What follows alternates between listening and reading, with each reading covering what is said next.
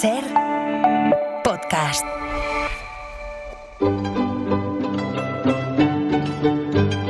En La Ventana acontece, que no es poco, un relato personal de la historia, con Nieves con Costrina, Cadena Ser.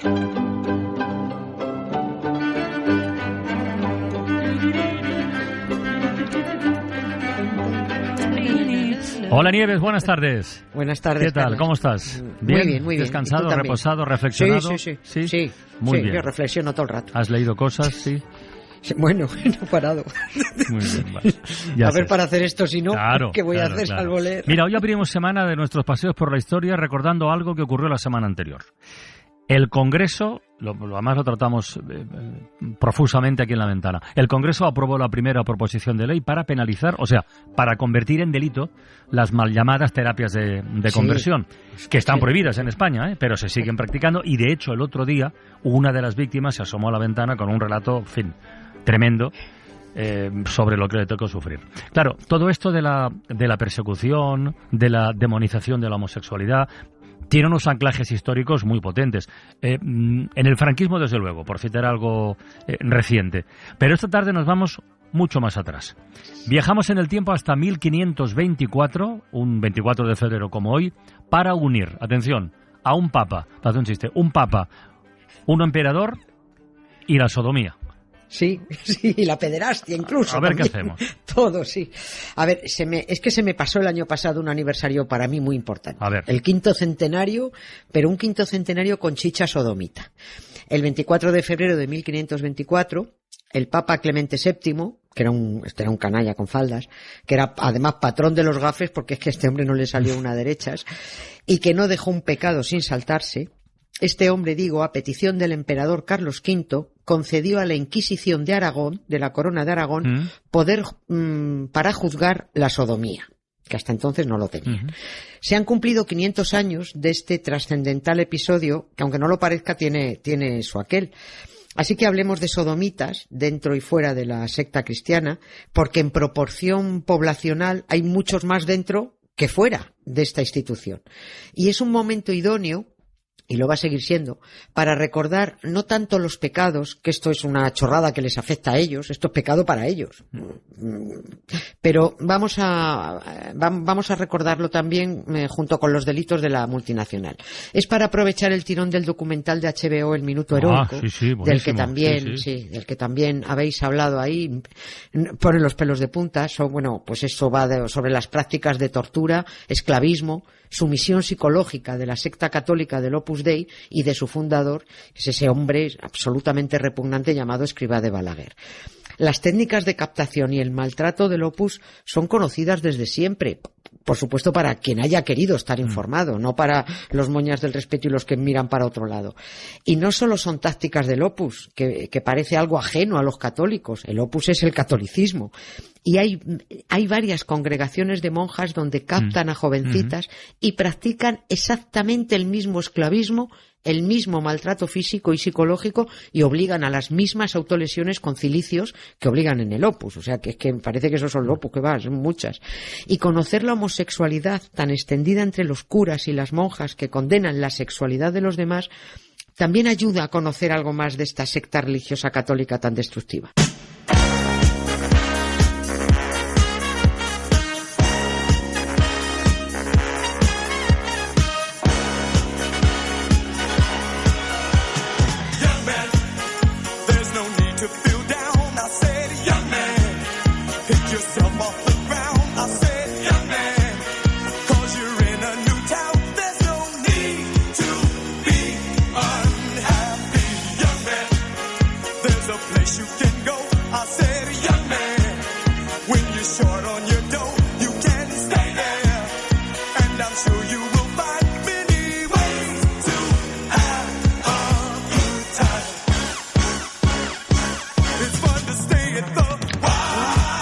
Pena, ya nunca más podré escuchar a los Village People sin que me venga Trump a la cabeza. Joder, es una pena, pero bueno, ¿qué le vamos a hacer? Pues sí. Oye, esto último que comentabas, que la homosexualidad está muy extendida dentro de la Iglesia, bueno, esto lo ha afirmado hasta el propio Papa. Vaya. Pero bueno, Paco es así, está malito, pero sigue siendo un poco bocachanclas. Siempre lo ha sido. El 20 de mayo de 2024, Francisco se reunió con 200 obispos italianos durante la habitual asamblea de primavera y soltó que en los seminarios de los curas hay demasiado mariconeo. Lo dijo así, sí. Dijo demasiado frociagine, no sé si se pronuncia así, que es el equivalente despectivo de mariconeo. Y lo dijo ordenando a los obispos que no fueran tan permisivos con la homosexualidad, después de haber dicho también antes que los gays también eran hijos de Dios. Es que este hombre dice una cosa y la contraria en pocas horas. Es eso, la homosexualidad, es eso que ellos llaman pecado nefando. Y pensarían los obispos, los que estaban reunidos con Francisco, si llevamos así 15 siglos y tenemos el Vaticano cuajado de gays por un lado y pederastas por otro, ¿a qué viene esto ahora? Y la Iglesia cristiana, desde el principio de sus oscuros tiempos, está repleta no solo de homosexuales, que no tiene nada de malo fuera de la secta, pero es asquerosamente condenable dentro, y por eso se esconden las monjas lesbianas y los curas gays. Y por cierto, respecto a la pederastia, ya que he unido los dos temas, aunque no tiene nada que ver, gays es una cosa y pederastia es otra. Claro. Mucho ojo. Bueno, pues respecto a la pederastia, se presta atención a los curas violadores lo digo porque se ha hecho un llamamiento ya y bueno, pues voy a hacer un poquito de altavoz. Se presta atención a los curas violadores de niños, pero muy poca a las monjas violadoras de niñas. Y por eso, aunque ya hay varias denuncias, al no tener tanta visibilidad sigue siendo tabú. Pero faltan referentes. Pero ahí están las denuncias de niñas abusadas por monjas en las jesuitinas de Segovia, en las escolapias de Igualada, en Barcelona, en un colegio de las franciscanas del Espíritu Santo de Bilbao, en un convento de Valencia, en un colegio interno de niñas en Granada, otras 5 niñas abusadas por monjas en el colegio de las Ursulinas de Jesús, en Pamplona, otra niña en las Teresianas, también en Pamplona. En Pamplona están detectados por ahora la mitad de los casos de pederastia de monjas de todo el Estado, ojo. Bueno, y el listado, ahí está, es que es público, está en la base de datos del país, ¿eh? Oye, has dicho hace un momento que a las relaciones homosexuales las llaman pecado nefando. Sí. Nefando. El pecado nefando es entre hombres, sí. Y nefando significa que es algo que no se puede nombrar porque causa repugnancia y horror hablar de ello. Eso significa nefando. Es decir, en los seminarios, si hay un pecado por encima de todos los demás, es el pecado nefando. Y si en esos lugares dedicados a la formación de curas, según el Papa, hay mucho mariconeo, pues imagina lo que sale de ahí. Claro, sí, es donde los forman. Si al menos sirviera para que se callaran la boca y dejaran a la gente en paz, pues vale, pero es que no. El problema lo tienen ellos, pero señalan a los demás. Por eso no hay que tener piedad a la hora de señalarlos, ni dejar de hablar de ellos. Ellos sí que son nefandos. Y voy con el pretexto que nos ha dado aquella decisión del Papa Clemente VII de conceder a la Inquisición de Aragón poder para juzgar la sodomía en tiempos del emperador Carlos V, cuando este tipo ya era rey de Castilla por un lado y rey de Aragón por otro, separados. Coronas separadas. Y precisamente porque eran dos coronas muy distintas, las leyes funcionaban de manera muy diferente. Pero esas diferencias de competencia para juzgar la sodomía, ¿venían de atrás ya o sí, no? ¿O fue una novedad eso? No, desde mucho antes de que los piadosos reyes católicos implantaran la Inquisición en las dos coronas para quemar gente con más diligencia. Alfonso X el Sabio, el que nos contaban que dotó a Castilla de un libro de leyes que dio uniformidad jurídica al reino, lo que llamamos las 7 partidas, esto no lo contaban en el cole. Pues ahí, en esas partidas, había leyes durísimas contra la homosexualidad, pero afectaban a Castilla, no a Aragón. Y además, no se aplicaban apenas. Unas ciudades decían que invadían sus competencias, otras decían que ya castigarían ellas como consideraran a los gays, y aunque había castigos definidos para los sodomitas, como por ejemplo, y leo, que ambos dos sean castigados ante todo el pueblo y después al tercer día sean colgados por las piernas hasta que mueran. Hostia. Sí. Alfonso X el Sabio era un sabio, pero también hacía estas cosas. Bueno, pues estas cosas apenas se aplicaban. Y esto, de que no se aplicara, cabreaba mucho a Isabel la Católica.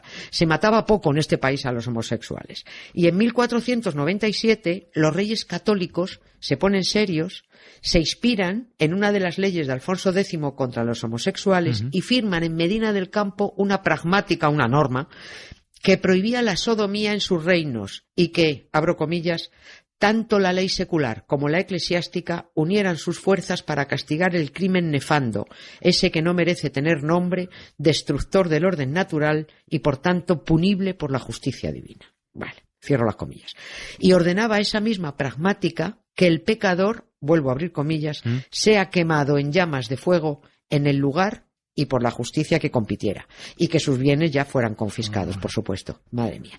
Y a partir de ahí, a partir de este momento, en Castilla, no en Aragón, pues nada, a quemar todo homosexual que pillaran, siempre y cuando no fuera cura, obispo, cardenal, claro.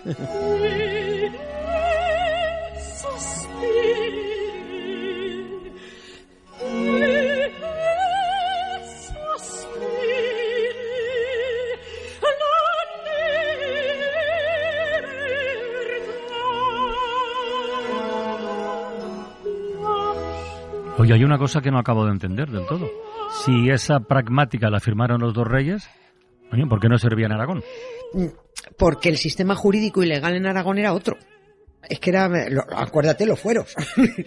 Todo esto, claro, yo creo, esto es cosa mía, que Fernando le dijo a Isabel, mira, cariño, yo esto te lo firmo, lo de la pragmática y tal, y lo voy a intentar, pero es que en Aragón los fueros y los huevos van por otro lado, y allí esto no va a servir porque en mi pueblo la legislación no se modifica con una pragmática, y los tribunales allí no van a poder ir con la alegría que tú pretendes contra los sodomitas. No, esto no funciona así.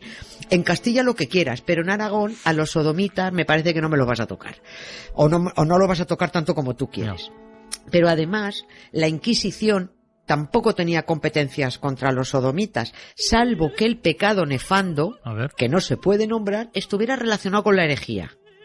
O sea, un sodomita solo no, tenía que ser hereje. Es decir, la Inquisición, tanto esto afectaba tanto en Castilla como en Aragón, se tenía que limitar a quemar judíos y brujas.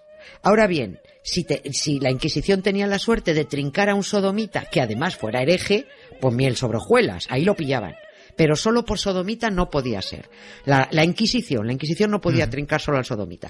Bueno, y así fue, y así tuvo que ser, salvo en un par de ocasiones en las que la Inquisición se pasó de lista, se tomó la justicia por su mano en Cartagena y en Zaragoza, y tuvo que ser el propio rey Fernando el que les montara una bronca por actuar contra sodomitas que no eran herejes.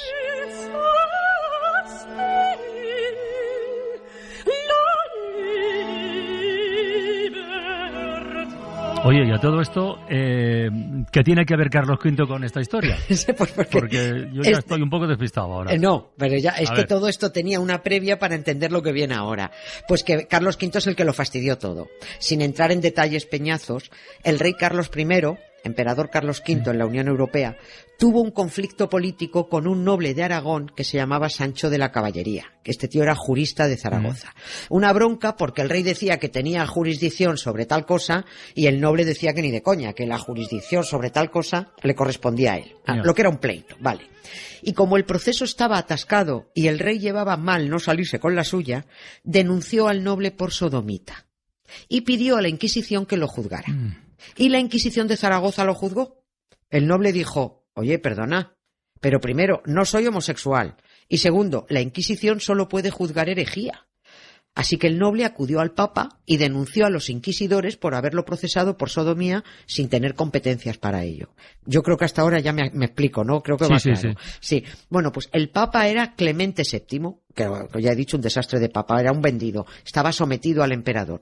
Y claro, cuando Carlos V le dice, oye, Papa, ni se te ocurra darle la razón a este. Necesito que autorices a partir de ahora a la Suprema Inquisición de Aragón a juzgar la sodomía, haya o no herejía por en medio. Y el Papa, obediente, otorgó mediante un breve emitido aquel 24 de febrero de 1524 competencia sobre el delito de sodomía a los tribunales inquisitoriales de la Corona de Aragón. A partir de aquel momento, los curas así pudieron juzgar y ejecutar homosexuales, provocando que en los siguientes 2 siglos en Zaragoza y Valencia, territorios de la Corona de Aragón, los sentenciados a muerte fueran centenares. Y esto está muy bonito conocerlo, sabiendo, como sabemos, gracias al Papa, que hoy, 500 años después, en los seminarios hay demasiado mariconeo, mucho más que fuera de los seminarios.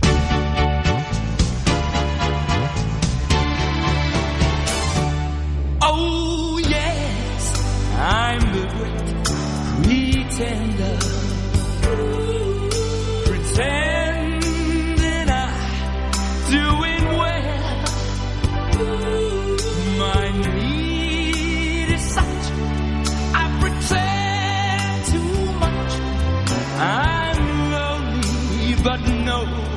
one can tell.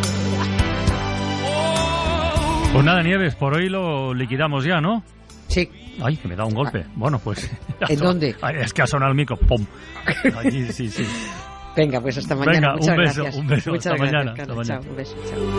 I play the game, but tomorrow. Para no perderte ningún episodio, síguenos en la aplicación o la web de la SER, Podium Podcast o tu plataforma de audio favorita. Real is this feeling of make-believe. Too real when I feel what my heart can't conceal. Oh, yes, I'm the great pretender. Just laughing and gay like a clown. I seem to be what I'm not. You see, I'm wearing my heart like a crown, pretending that you're still around.